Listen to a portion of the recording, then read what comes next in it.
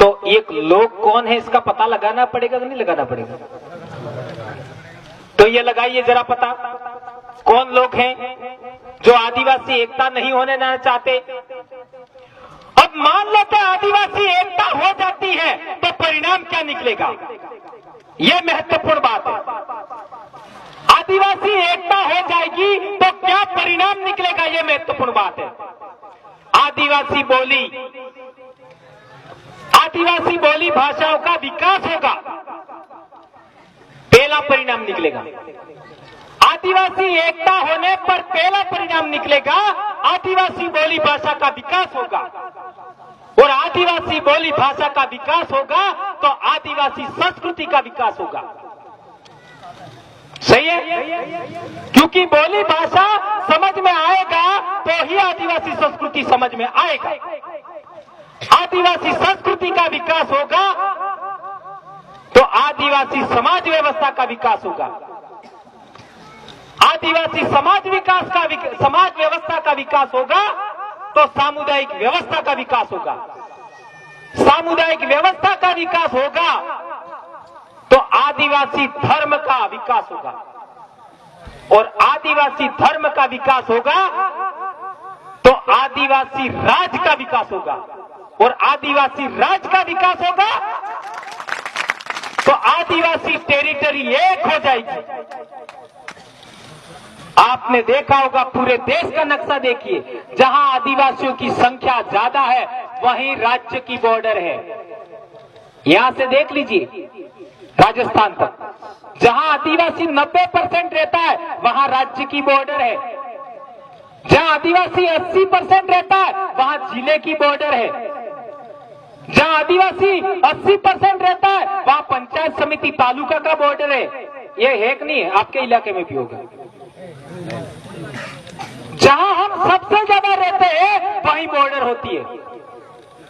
तो आदिवासी राज का विकास होगा तो क्या होगा, आदिवासी टेरिटरी एक हो जाएगी। और आदिवासी टेरिटरी एक हो जाएगी तो इस देश में आदिवासियों के जो मूल हक अधिकार है वो हासिल होंगे।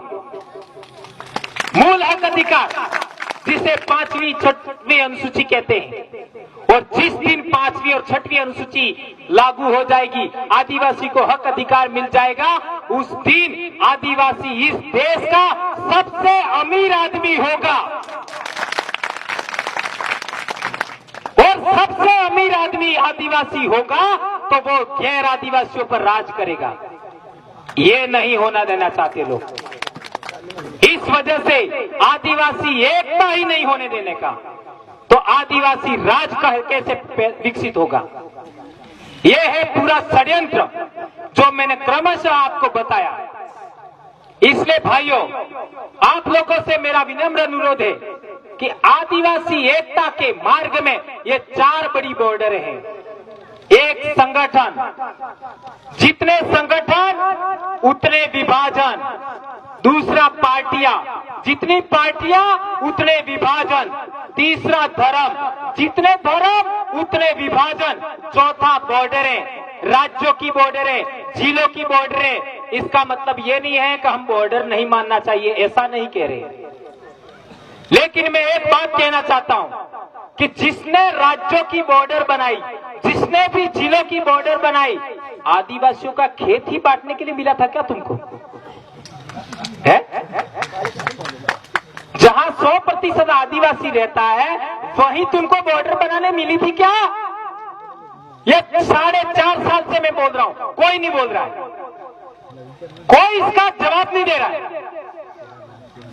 और इसकी वजह से हमारे इलाके में जबरदस्त काम हो रहा है आज की तारीख में।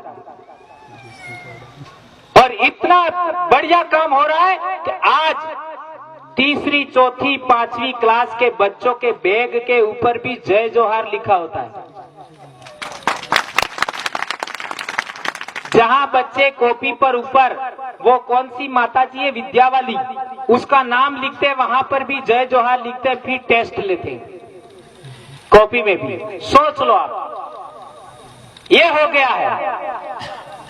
सबसे ज्यादा लोग किसी से डरते हैं, भील प्रदेश शब्द से डरते हैं हमारे इलाके में। यह हो गया। जबकि ऐसा कोई नाम का संगठन ही नहीं है।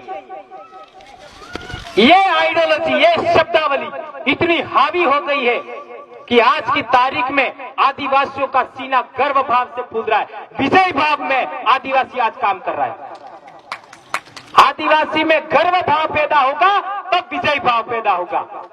इसलिए आज हम लोग, यह हमारे एक महान महापुरुष जिसे राजा की पदवी आप लोगों ने दिया, उसका, क्योंकि वो राजा था, अर्थात हमारे अंदर गर्व भाव पैदा होगा और गर्व भाव के बाद में विजय भाव पैदा होता है और विजय भाव के बाद में आदमी का आत्मविश्वास बढ़ता है और उसी आत्मविश्वास से आदमी ऐसा काम कर गुजरता है जो असंभव भी होता है। और मैं मानता हूं आदिवासियों के लिए कोई असंभव काम नहीं है, बशर्ते आपका मनोबल अच्छा हो। और मनोबल अच्छा हो उसके लिए आपको अपने पूर्वजों पर गर्व होना चाहिए। एक और महत्वपूर्ण बात बताना चाहता हूं कि पूरी दुनिया में आज भी देखो, काला सागर, भूमध्य सागर से भारत तक सबसे ज्यादा लड़ाई कौन सी होती है?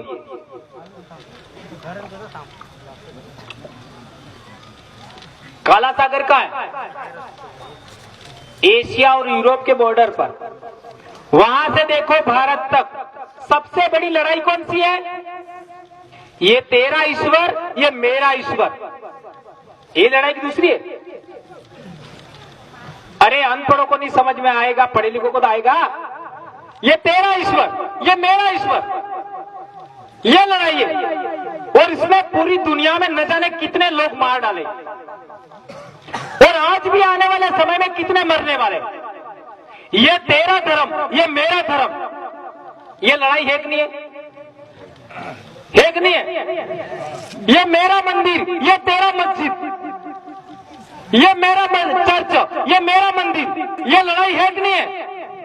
मुझे बताइए, अफ्रीका का आदिवासी, ऑस्ट्रेलिया का आदिवासी, न्यूजीलैंड का आदिवासी, भारत का आदिवासी, अमेरिका का आदिवासी, मलेशिया का आदिवासी, दुनिया में एक आदिवासी इलाके का आदिवासी बताइए जिसने ये तेरा ईश्वर, ये मेरा ईश्वर, ये तेरा धर्म, ये मेरा धर्म, ये मेरा मंदिर, ये तेरा मस्जिद, ये तेरा चर्च के नाम पर लड़ाई लड़ी हो? बताओ जरा।